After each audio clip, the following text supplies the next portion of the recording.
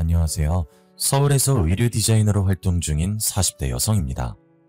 세상을 살다 보면 저와 비슷한 생각을 가진 사람이 있는 한편 도저히 이해할 수 없는 가치관을 가지고 살아가는 사람들이 있었습니다. 제가 그런 사람을 만날 줄 꿈에도 몰랐는데 늦은 나이에 최악의 사람들을 만나게 되었네요. 제 남편과 시어머니가 그런 사람들이었습니다. 단순히 생각이 다르다는 걸 넘어서 어떻게 그런 생각을 하면서 살 수 있는지 이해할 수 없었죠. 친구들에게 제가 당한 충격적인 일을 말해줬더니 모두 다 남편과 시어머니를 고소하라고 하더군요. 하지만 연애를 하고 결혼을 할 때까지만 해도 남편이 어떤 사람인지 전혀 몰랐습니다. 그가 쓰고 있는 가면에 속아서 결혼을 했거든요. 5년 전의 일이지만 아직까지 그때의 상처가 고스란히 남아있어서 억울한 마음에 이렇게 사연을 보내봅니다. 저는 대학에서 패션 디자인을 전공하고 의류 제조업체에 취업을 하게 되었습니다. 디자이너가 되겠다고 결심하게 된 데에는 친정엄마의 영향이 컸죠. 엄마가 디자이너가 되고 싶어 하셨거든요.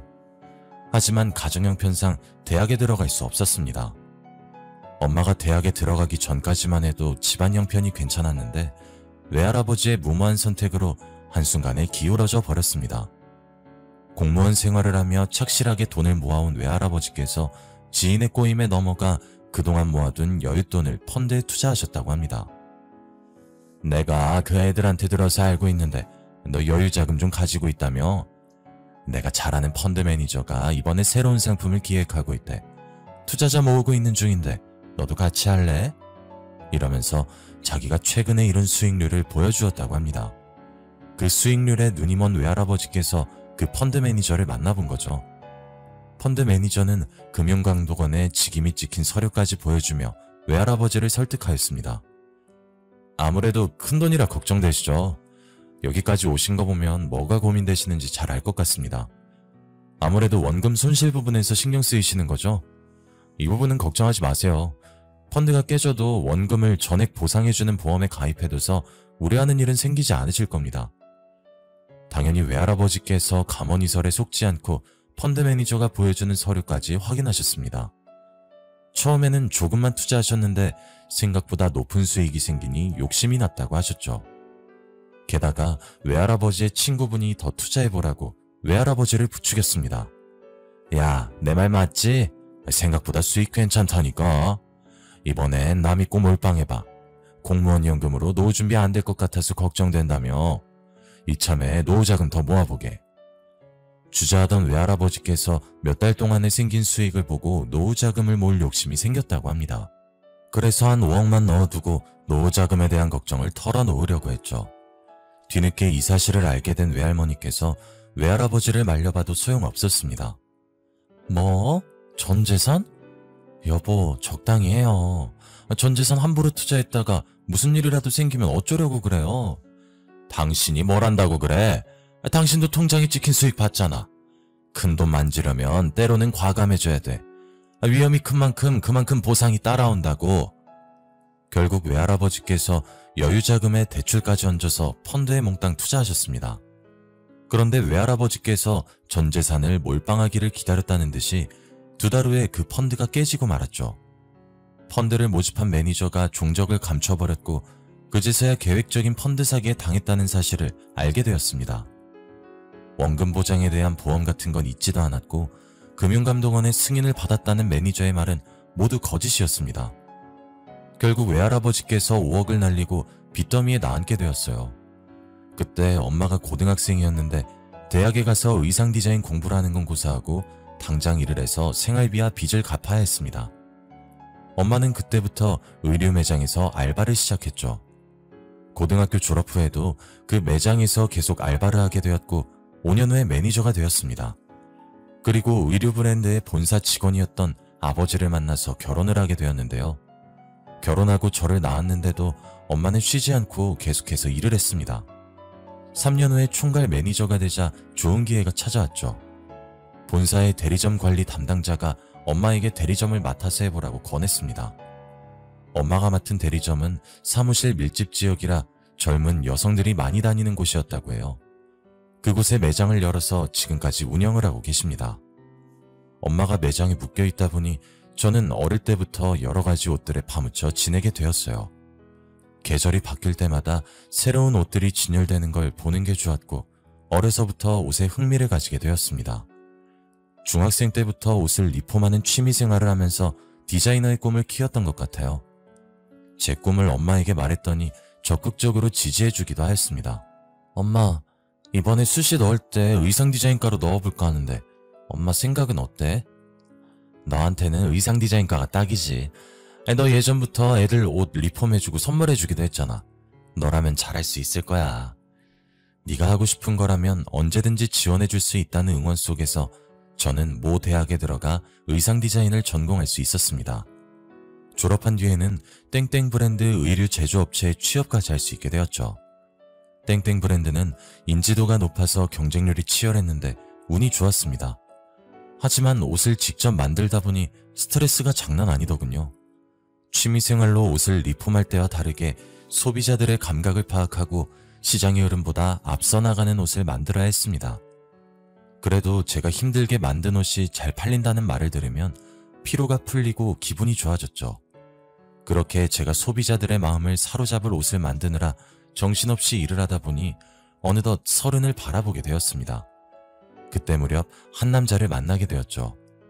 제가 디자인 옷을 사진 촬영해주고 광고용 매체에 실어주는 업체에서 만난 친구였어요. 성주 씨는 사진작가로 활동하며 대학에서 사진 관련 강의도 하고 있었습니다. 저는 잘 몰랐지만 각종 사진 공모전에서 여러 번 당선한 경력도 있고 그 바닥에서는 이름이 알려진 사람이었더군요. 사진 작가답게 섬세한 감각도 있고 감수성이 풍부한 성격을 가지고 있어서 저랑 잘 맞았습니다. 저랑 이야기가 잘 통해서 끌리는 것도 있었죠. 그러다 난감한 일이 일어난 적이 있었습니다. 제품의 사진을 촬영하러 스튜디오로 갔는데 모델이 말도 없이 잠적했다고 하더라고요. 효진씨, 어쩌죠? 섭외해놓은 모델이 갑자기 펑크를 냈어요. 지금 다른 모델을 섭외하고 있는데 이미지에 맞는 모델을 찾는 게 쉽지가 않네요. 할 수 없죠. 모델 섭외되면 연락주세요. 그날 촬영은 취소됐다고 생각하고 돌아섰는데 성주씨가 저를 불러세우더군요. 잠깐만요. 여기 한번 서보세요. 성주씨가 저를 촬영 세트 앞에 세우더니 카메라로 이리저리 살펴보고 몇 가지 포즈를 취해보라고 하였습니다. 저는 당연히 당황스러워하면서 성주씨가 하라는 대로 포즈를 취해보긴 했었죠. 사진을 몇 장 찍어보고 감상하고 있길래 제가 성주씨 곁으로 가서 사진을 보며 물었습니다. 성주씨, 갑자기 제 사진은 왜 찍으세요? 아주 좋은데. 효진씨가 직접 모델해보는 건 어때요? 네? 아니요, 전 모델해본 적도 없고 그럴 생각도 없어요. 지금 출시된 옷이랑 효진씨랑 잘 어울려요. 시험삼아 한번 해보죠. 어차피 적당한 모델도 없잖아요. 성주씨가 계속 급하지 않냐고 모델 찾을 시간 어디 있냐고 하길래 촬영을 하게 되었습니다. 처음에는 어색했지만 몇 번 하다 보니 어느 정도 익숙해지더라고요.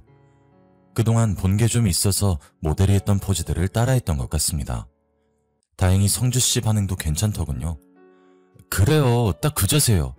허리에 손 얹으시고, 좋아요. 웃으면서 턴 한 번, 오케이. 의자 잡고 앞 보면서 방긋 웃고, 좋아요. 성주씨가 계속해서 다른 포즈를 요구하면서 쉴 새 없이 플래시를 터뜨렸어요. 이게 잘 될까 싶었는데 제가 찍은 제품 사진이 생각보다 많이 팔리더라고요. 반응이 좋아서 성주씨도 저도 무척이나 기뻐했습니다. 효진씨 축하해요. 제 예상보다 반응이 좋아서 다행이에요. 모두 성주씨가 잘 찍어주신 덕분이에요. 고마워요. 우리 팀끼리 축하주 좀 마실까요? 오늘 다들 약속 없으시죠? 그날 밤 저희 팀끼리 자축하는 의미에서 회식 자리를 만들었습니다. 근데 그 자리에서 성주씨가 제게 만나는 사람이 있냐고 묻는 거 있죠? 효진씨, 혹시 만나는 사람 없나요? 효진씨 진짜 인기 많을 것 같은데. 아니요, 저 인기 없어요. 오히려 성주씨가 많을 것 같은데요. 저도 인기 없어요. 이제 슬슬 연애도 해야 하는데 바빠서 연애를 못하겠네요. 아무래도 혼전순결이라 만나기도 어려운 것 같아요. 혼전순결이요? 성주씨 교회 다니세요? 네? 네, 맞아요. 효진씨도 교회 다닌다고 들었는데 어디 교회 다니세요? 네, 저 땡땡교회 다녀요. 성주 씨는요? 아, 교회요? 뭐였지? 별로 안 마셨는데 술에 취했나? 기억이 안 나네. 성주 씨가 술에 취했는지 교회 이름이 생각이 안 난다고 하더라고요. 그러면서 이렇게 예쁘고 잘난 여자가 왜 남자가 없냐는 말을 계속했습니다. 저는 술김에 한 농담이라고 생각하고 가볍게 받아 넘겼어요. 그런데 성주 씨가 갑자기 일어나서 바람을 쐬러 가자고 하는 거 있죠? 다른 팀원들은 저희가 무슨 말하는지 신경도 쓰고 있지 않아서 얼떨결에 같이 나가서 찬바람을 좀 쐈죠. 술집 앞에서 멍하니 서 있다가 포장마차 하나를 발견했습니다. 포장마차에 김국을 팔길래 반가웠죠. 저희 엄마가 해남 사람이라 김국을 자주 해줬거든요.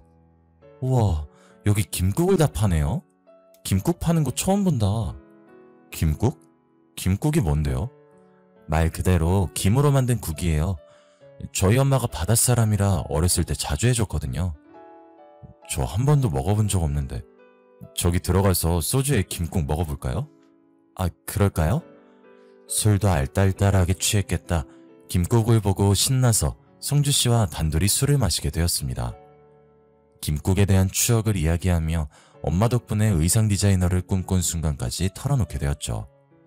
그렇게 성주씨와 친해져서 술친구가 되었습니다. 식성이나 주량이 저랑 비슷해서 편했거든요.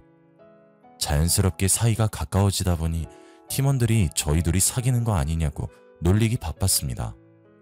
처음에는 아니라고 딱 잡아댔지만 성주씨랑 사귀면 어떤 기분일까 궁금한 마음이 들더군요. 그래서 이번 주 토요일에 산을 타고 막걸리 한잔하자는 제안에 주말에도 만나다 보니 자연스럽게 교제하게 되었습니다. 이때부터 성주씨라고 부르던 게 성주 오빠라고 부르게 되었네요. 그렇게 사귄 지 1년 3개월쯤 되었을 때였습니다. 오빠가 결혼 이야기를 꺼내더군요. 결혼 정년기를 훌쩍 넘겼고 프로포즈를 거절할 만큼 오빠한테 흠이 있는 것도 아니었습니다. 게다가 오빠도 혼전순결을 고집할 만큼 독실한 기독교인이었으니까요. 이런 사람 만나기 힘들다는 생각이 또 들어서 제가 망설이고 있으니 시어머니도 결혼을 서두르라고 했습니다. 너 올해 나이가 몇 살이라고 했지? 지금 임신해도 노산이라서 건강해친다. 딱 하나만 낳아도 되니까 얼른 결혼해서 애 가져야지. 뭘 망설이고 있어? 어머님, 아무리 그래도 앞으로 인생이 걸린 중요한 문제인데 다음 달은 너무 빠른 것 같아요. 빠르긴 뭐가 빨라? 나는 20살 때 맞선 보고 일주일 뒤에 바로 시골렸다. 그때랑 지금은 다르죠. 지금은 제가 하는 일도 있고. 제가 애둘러서 거절하려고 하는데 오빠가 더하더군요. 얼른 결혼하자고 시어머니보다 더 심하게 재촉을 하고 있었습니다.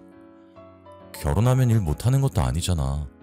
엄마, 내가 알아보니까 보름 뒤에 좋은 식장에 자리가 비었다고 하더라. 내가 그때 하겠다고 예약했는데 거기 식장 한번 보러 가게. 뭐? 오빠, 나한테 말도 안 하고 막 정하면 어떡해. 너도 좋아할 거야. 거기 결혼식장 자리 없어서 결혼 못해. 적어도 1년 전엔 예약해야 한대. 그래도 상의를 해야지. 정식으로 결혼 이야기가 오간 것도 아닌데. 제가 기분 나쁘다고 온몸으로 표현했는데도 오빠는 신경도 쓰지 않았죠. 절대 안 된다고 소리쳐도 보름 뒤에 식을 올리기로 결정해버린 것입니다. 저와 친정의 상의나 허락을 받지도 않았는데 일어난 일이었죠. 화가 난 제가 오빠를 따로 불러내서 잔소리를 해봐도 소용없었습니다. 오빠, 갑자기 왜 그래? 나한테 결혼 이야기 꺼낸 적도 없잖아. 이렇게 식장도 잡아버리면 어떡해. 나는 어떤 식장인지 보지도 못했잖아. 그리고 내 스케줄은 어쩌고? 우리 엄마도 안 보고 이러는 게 어딨어. 말 못해서 미안해. 우리 엄마가 아파서 그래. 암이래. 효진이, 너도 내가 외동인 거 알고 있잖아. 내가 급한 마음에 정해버려서 미안해. 장모님께 잘 말씀드릴 거니까 걱정하지 마. 뭐라고? 암? 심각하신 거야? 그걸 왜 이제야 말했어? 오빠 표정이 어두운 게 시어머니께서 얼마 안 남은 것 같더군요. 그래서 오빠를 이해하려고 노력했습니다. 저라도 우리 엄마가 그러면 얼른 결혼하는 모습을 보여드리고 손주도 안겨드리고 싶어서 애가 탔을 것 같거든요. 그런데 제가 잠깐 화장실을 다녀오면서 오빠와 시어머니가 하는 말을 들었는데 이상한 느낌이 들었습니다. 결혼을 두고 둘이서 뭔가 거래를 하는 것 같더라고요. 엄마, 이제 됐지? 약속한 대로 해줘. 조금만 더 기다려라. 씨 골리고 혼인신고하면 따로 챙겨주마. 엄마, 왜 말이 또 달라져? 며느리 데려오면 바로 준다고 했잖아. 너야말로 말 지어내지 마라. 내가 분명히 결혼하고 손주 나오면 준다고 했어. 넌 엄마도 못 믿어? 그런 게 아니라 하여튼 5억이야. 확실히 약속 지켜야 돼. 그건 걱정하지 말고 혼인신고서만 들고 와. 5억이라니 저희가 결혼할 때 주는 자금을 말하는 걸까요? 제가 오빠에게 물어보니 오빠가 맞다고 하길래 의심하지 않았습니다. 1년 넘게 만난 남자고 오빠가 시어머니가 아프다는 걸 여러 번 말하고 괴로워했거든요. 이제 곧 운명을 다할 사람에게 돈 달라는 말을 하는 게 힘들다고 했습니다. 그렇다고 해서 주는 돈을 마다할 수도 없으니 주시는 돈은 받고 시어머니도 만족해 하시길 바라며 기다렸습니다. 묵묵히 남편과 함께 결혼 준비를 하고 식을 마쳤죠. 그런데 제주도로 떠난 신혼여행에서 이제는 오빠가 아닌 남편이라고 불러야 되는 김성주라는 작자와 문제가 생겼습니다. 첫날 밤을 맞았는데 어이없는 일이 벌어졌거든요. 남편이 부부관계를 거부하는 것이었습니다. 결혼 전부터 저희 커플이 잠자리를 가진 적이 없긴 했어요. 저도 혼전순결이었고 남편도 그렇다고 하길래 당연히 결혼 후에는 달라질 줄 알았죠. 그런데 신혼여행 와서도 저를 거부하길래 황당한 기분이 들었습니다. 오빠, 우리 이세는 가져야지. 왜 신혼여행 와서도 혼전순결 타령하면 어떡해. 사실 내가 남자로서 문제가 있어서 그래. 부부관계가 잘 안 돼서 못할 것 같아. 뭐? 혼전순결이라며? 기독교 믿어서 그런 거 아니었어? 오빠, 말해봐. 그동안 나 속인 거였어? 제가 대답을 닥달하니 그제야 기독교는 믿은 적도 없고 혼전순결인 적도 없었다고 말하더군요. 남편은 예전부터 성기능에 장애가 생겨서 병원에서 치료를 받는 중이라고 했습니다. 저는 그 말을 신혼여행 온 날 듣게 될 줄은 꿈에도 몰랐죠. 아니, 그런 말을 왜 이제 와서 하는 거야? 오빠, 나한테 숨기는 거 더 있는 거 아니지? 아니야, 나 숨기는 거 없어. 말 못한 건 미안해. 예전부터 말하려고 했는데 남자로서 자존심이 상해서. 조금만 기다려줘. 곧 좋아질 거야. 그러면서 결혼을 왜 서둘렀어? 좋아진 다음에 해도 되는 거잖아. 제가 화를 내니 남편이 고듭 고개를 숙이며 미안하다고 했습니다. 그래도 시어머니께서 아파서 그런 것이니 이해하려고 노력했죠. 그렇게 첫날 밤을 허망하게 보내고 다음 날이 되었습니다. 서로 등을 지고 잠잔 것도 모자라 아침에 일어나 침묵 속에서 밥을 먹으니 어색하기 그지없더군요. 남편은 미안한 마음에 제 얼굴을 쳐다보지도 못했습니다. 이 결혼을 파토낼 것도 아니니 다시 관계를 회복하려고 노력했습니다. 남편이랑 자려고 결혼한 것도 아니니 어떻게든 분위기를 풀어보려고 했죠. 난 괜찮으니까 표정 풀어. 자녀 계획은 천천히 세우면 되잖아. 오빠 치료받는 것도 도와줄 테니까 천천히 다시 시작해보자. 잠자리에 문제가 생기는 경우는 거의 심리적인 원인이 크대. 이해해줘서 고마워. 앞으로 숨기거나 속이는 일 없도록 할게. 치료도 꾸준히 받을 거야. 아휴, 이리 와서 이거 먹어봐. 밥 먹고 뭐 할까? 제주도에 유명한 게 뭐가 있지? 의기소침해 있는 남편이 안쓰러워서 먼저 다가가서 위로해 주었죠. 아예 남자구실을 못하는 것도 아니고 꾸준히 치료받으면서 압박감을 떨쳐내면 괜찮아질 거라고 생각했습니다. 저는 남자들에게 좋다는 건강식품을 백방으로 알아보고 식사 후에 늘 챙겨주었습니다. 밤마다 부담스러워하는 남편을 위해 잠자리를 닥달하지 않고 기다리기도 했죠. 하지만 친구들이 제 고민 상담을 듣고 이해가 안 간다는 표정을 지었습니다. 뭐? 잠자리를 못해? 그래놓고 결혼을 왜 서둘렀대? 시어머니께서 손주 보고 싶어 하셨다며? 거기에 한술 더 떠서 우리 남편이 사기 결혼에 잠자리 거부까지 이혼당하기 딱 좋은 상태라고 하더군요. 저는 친구들이 무슨 말을 하든 간에 듣지 않았어요. 저희 부부가 잠자리에 반해서 결혼한 것도 아니고 진짜 서로의 성격과 마음을 보고 만난 것이라 신경 쓰지 않은 거죠. 게다가 남편은 시어머니를 몹시도 걱정하고 있는 상태였습니다. 시어머니를 위해 서둘러 혼인신고부터 하고 매주마다 시어머니를 보고 오는 것 같았죠. 어느 날은 시어머니를 만나고 오더니 무슨 이유인지 몰라도 몸도 제대로 가누지 못할 정도로 술에 취했더라고요. 집에 들어오자마자 풀썩 주저앉아 버리길래 남편을 붙들고 물었습니다. 오빠, 도대체 얼마나 마신 거야? 술도 잘 마시는 사람이 왜 이렇게 취했어? 무슨 일 생겼어? 어머님 병세가 더 짙어지신 거야? 제가 놀라서 질문 세례를 쏟아부었더니 남편이 제 손을 뿌리치면서 소리치더군요. 나 다 필요 없어. 저리 꺼져. 이게 전부 다 너 때문이야. 갑자기 나 때문이라니? 남편의 증오 어린 눈빛에 깜짝 놀랐습니다. 연애를 하는 동안 한 번도 본 적이 없는 낯선 모습이었습니다. 제가 당황해서 우물쭈물 못하고 있는 동안 남편이 소파에 드러누워서 누군가를 찾기 시작했습니다. 정우야, 난 너만 있으면 돼. 정우야, 사랑해. 너무 보고 싶어. 남편이 정우라는 이름을 수십 번도 더 부르면서 애타게 찾다가 잠이 들었습니다. 정우가 누구길래 남편이 이토록 간절하게 부른 걸까요? 제가 잠들지 못하고 한참을 뒤적이다가 정우라는 사람을 생각하며 아침을 맞이했습니다. 어차피 잠들지 못할 거 일찍 일어나서 남편이 먹을 해장국을 끓여놨죠. 남편이 일어나더니 부엌으로 와서 제 눈치를 살폈습니다. 그래서 식탁에 앉혀놓고 남편에게 물었는데요. 이제 좀 정신이 들어? 해장국 먹으면서 얘기해봐. 어제 얼마나 마신 거야? 정호란 사람은 누구고? 정호? 정호라는 애랑 싸워서 그래. 열받는 일이 있어서 너무 많이 마셨어. 미안해. 정호란 사람은 또 누구고 무슨 일 있었는데? 나한테 말해봐. 당신은 몰라도 돼. 왜? 말해보라니까? 당신이 생각하는 그런 거 아니야. 나중에 말해줄 거니까 신경 쓰지 마. 남편이 신경질을 내길래 이야기를 그만두었죠. 저는 정호라는 사람을 알아내야겠다는 생각이 들어 남편의 물건을 뒤져보았습니다. 핸드폰을 가장 먼저 뒤지고 싶었지만 비밀번호 때문에 문자나 전화 내역을 볼 수 없었습니다.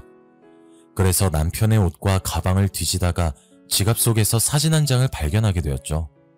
남편과 남자가 다정한 포즈를 취하고 있는 사진이었습니다. 둘이 그냥 다정한 정도가 아니라 연인처럼 껴안고 볼을 맞대고 있었는데요. 그 남자는 저도 알고 있는 사람이었습니다. 최정호라는 이름의 피팅 모델이었거든요. 제가 디자인한 옷의 모델로 자주 일해서 저와도 안면이 있었습니다. 남편의 스튜디오에서 마주친 적이 있었는데 남편과 굉장히 친해 보였습니다. 제가 잠시 화장실에 다녀온 사이 입에 묻은 소스를 닦아주고 있었거든요. 하지만 남편과 그가 찍은 사진을 보자 안 좋은 예감이 들었습니다. 정호의 이름을 부르면서 사랑한다고 말하는 모습이나 남자와 다정하게 찍은 사진이 저를 의심하게 만들었습니다. 하지만 남편이 제 생각을 읽었다는 듯이 며칠 후에 저를 침대로 불렀습니다. 여보, 오래 기다렸지? 나 이제 준비됐어. 의사 선생님이 이제 잠자리 가져도 된대. 정말이야? 오늘 바로 자도 된다고? 그래, 우리도 이제 가져야지. 엄마도 손잡고 싶다고 난리잖아. 저는 남편이 저를 안을 수 있을까 싶었지만 그날 밤은 정말 황홀했습니다. 남편이 남자를 좋아하는 걸까 싶었는데 전부 다 제 착각이었다는 생각이 들었죠. 하지만 아쉽게도 이새는 바로 들어서지 않았습니다.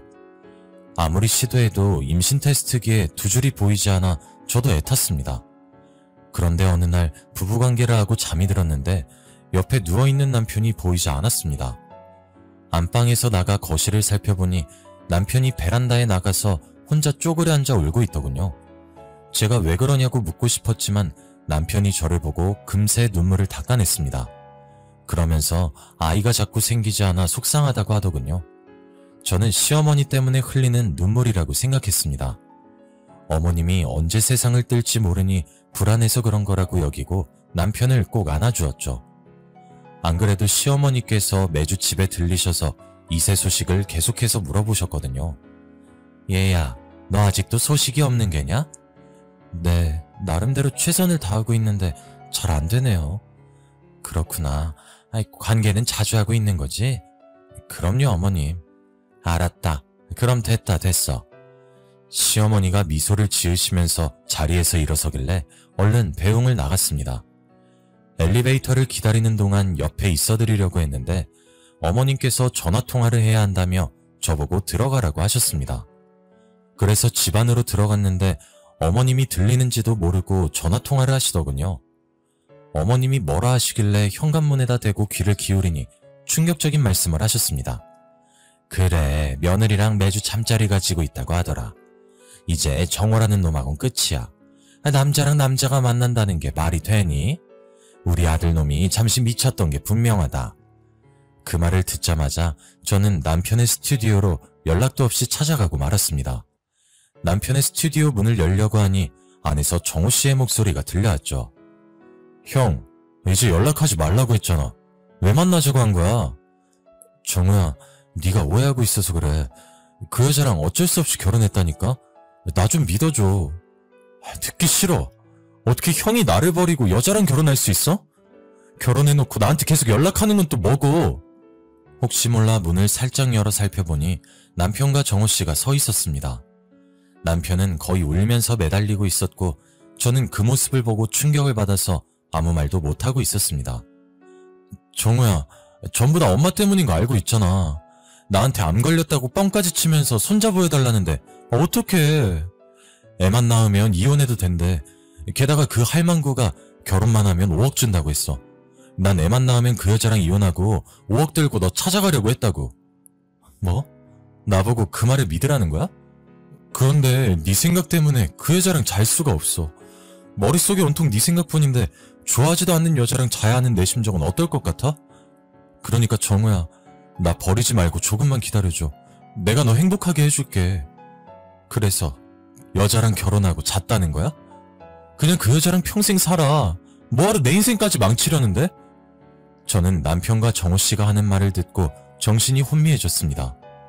남편이 동성애자란 사실을 알게 되니 머릿속이 멍해졌죠. 게다가 시어머니가 아프신 것도 거짓말이었습니다. 처음부터 끝까지 남편과 시어머니가 저를 속이고 이용하려고 했다는 사실에 갑자기 배신감이 몰려와 눈물이 쏟아지더군요. 그때 갑자기 문이 열리면서 정호씨가 나왔고 남편이 붙잡으려고 따라 나왔을 때였습니다. 당신 왜 거기 있어? 설마 전부 다 들은 거야? 남편이 저를 보고 얼굴이 창백해지더군요. 마음 같아서는 남편의 멱살을 붙잡고 한바탕 욕이라도 해주고 싶었지만 몸이 말을 듣지 않았습니다. 그래서 그냥 돌아서서 집으로 들어오고 말았죠. 그날부터 남편은 집에 들어오지 않았습니다. 며칠 동안 고민하던 저는 시어머니를 찾아가 물었습니다. 어머님, 성주 오빠 동성애자 맞죠? 남자 좋아하는 거 맞잖아요.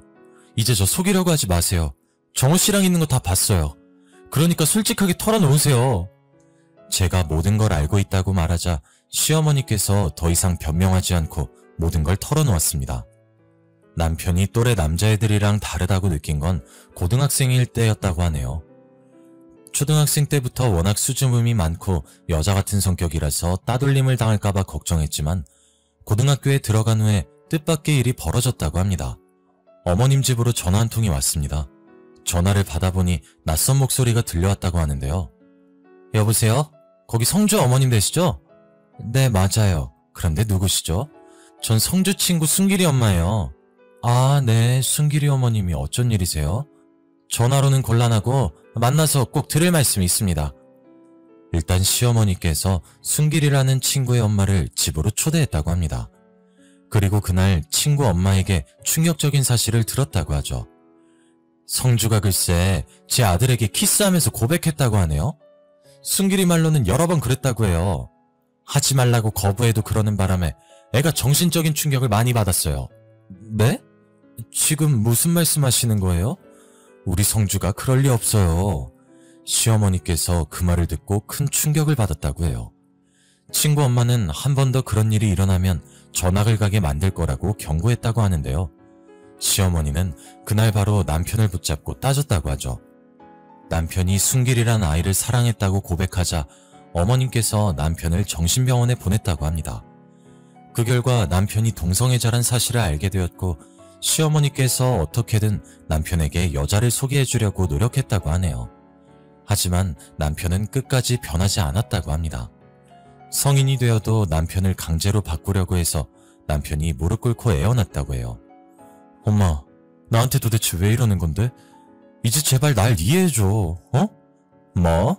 남자 좋아하는 걸 이해해달라고? 그게 될 거라고 생각하니? 네 애미가 혀 깨물고 죽어야 정신 차릴래? 사내 구실 못하는 아들 두고 사느니 차라리 죽는 게 나아. 시어머니께서 아들이 보통 남자애들하고 다르다고 생각하고 윽박지르며 강압적으로 굴었어요. 강제로 동성연애를 막고 여자애들이랑 어울리게 만든 거죠. 그 결과 남편은 오히려 동성애인이 생기면 숨기고 시어머니를 피해 다녔다고 해요. 그러다 사진작가 일을 하면서 알게 된 정호 씨와 사귀게 되었는데 몰래 남편 뒤를 밟던 시어머니께서 그 사실을 알게 되었다고 합니다. 시어머니께서 남편이 정호 씨와 헤어지고 남들처럼 가정을 꾸리고 살길 원했다고 해요. 하지만 남편이 끝까지 정호 씨와 헤어지지 않자 시어머니께서 여자와 결혼하지 않으면 모자의 연을 끊고 의절하겠다고 협박까지 했다고 합니다. 그조차도 듣지 않아서 최후의 수단인 돈으로 회유했던 거죠. 진짜 여자랑 결혼해서 손자 하나만 낳아주면 5억을 주마. 그 뒤로 이혼하든 몰래 정호랑 만나든 신경 안 쓸 테니 제발 이번 한 번만 엄마 부탁 좀 들어주라. 그 말에 넘어간 남편은 적당한 여자를 물색하다가 혼전순결을 고집했던 저와 결혼했던 것입니다. 남편은 제가 부부관계를 재촉할 것 같지 않아서 서둘러 결혼을 했던 겁니다. 저를 이용해 5억을 받고 정호 씨와 행복하게 살 날을 꿈꿨던 거죠. 저는 그것도 모르고 남편을 배려하며 잠자리를 가져왔습니다. 하지만 손자를 가져야 했던 남편은 울며 겨자 먹기 식으로 저와 원치 않는 관계를 가졌던 거예요. 저는 시어머니께 그 말을 전해 듣고 참아왔던 분노를 토해냈죠. 어떻게 저한테 이럴 수 있으세요? 오빠를 그렇게 만든 어머니가 더 나빠요. 왜 아들을 이해해주지 못하세요? 이렇게 결혼시키면 오빠가 이제 여자가 좋아졌다고 할 것 같았어요? 행복하다고 어머니께 감사하다고 할 것 같았냐고요. 그리고 오빠랑 어머님 사이에 낀 제 인생은 누구한테 보상받아야 해요? 네? 말씀 좀 해보세요. 두 모자의 농간에 놀아난 게 분하고 억울해서 악을 쓰면서 소리를 질렀습니다. 시어머니가 미안하다고 사과할 줄 알았는데 오히려 제게 맞받아치더군요. 이게 왜 내 잘못이야? 남편 하나 휘어잡지 못한 네 잘못이지. 무슨 수를 쓰든지 애만 가졌어 봐. 그럼 성주도 정신 차렸을 거 아니야? 내 말이 틀려? 네, 틀려요. 어머님은 며느리를 속여놓고 죄책감도 안 느껴지시나요? 저는 끝까지 어머님을 믿었는데 어떻게 저한테 이럴 수 있으시냐고요. 시어머니께서 끝까지 자신의 잘못을 인정하지 않으셨어요. 자기 방법이 맞다고, 내가 잘못한 거라고 제 탓을 하시더군요. 저는 어쩔 수 없이 남편에게 이혼소송과 정신적인 피해 보상까지 청구하였습니다. 제가 소송했다고 말하자 시어머니께서 그제서야 제게 잘못했다고 매달렸지만 저는 봐줄 생각이 없습니다. 아직도 시어머니께서 제게 한 말을 기억하고 있으니까요. 그 충격이 가시지 않아서 다른 사람을 만나는 것도 힘들어졌습니다. 남편은 저랑 이혼한 뒤로 정호 씨를 찾아갔지만 버려졌다고 해요. 이걸 어떻게 알았냐면 저를 속이고 벌을 받는 것 같다고 제게 진심으로 사과하러 왔거든요. 혼전순결이라고 거짓말한 전부터 어머니가 아프다는 것, 저를 좋아하는 척한 것, 동성애자인 걸 숨긴 사실까지 모두 다 미안하다고 자기가 심각한 죄를 지었다고 고개를 숙였습니다. 계획적으로 접근해서 정말 미안해. 내가 그러면 안 됐는데 뒤늦게 후회가 돼. 정호랑 어떻게든 만나고 싶어서 미쳤었나 봐. 미안해. 정말 미안해. 그 사과를 들으니 분노보다 동정이 들더군요. 남편 말로는 정호 씨가 다른 남자랑 동거를 하고 있었는데 매일같이 찾아가 매달렸다가 정호 씨의 애인에게 심하게 맞았다고 해요. 지금은 스튜디오도 접고 정신과 치료를 받으면서 폐인처럼 살고 있다고 하네요. 이게 다 부모를 잘못 만나 제 인생은 물론 전 남편 인생까지 망가졌던 생각이 들었습니다. 그래서 그에게 좋은 사람이 찾아오길 기도하고 있네요. 독실한 기독교인 저에게 이런 일이 생길 줄 몰랐는데 가장 가까운 사람이 저를 속이는 일이 생기네요. 저는 앞으로 어떤 사람을 만나고 누굴 믿어야 할지 몰라서 이렇게 사연을 보내봅니다. 하느님 말고 사람을 믿는 방법을 잊어버린 것 같은데 저는 어쩌면 좋을까요?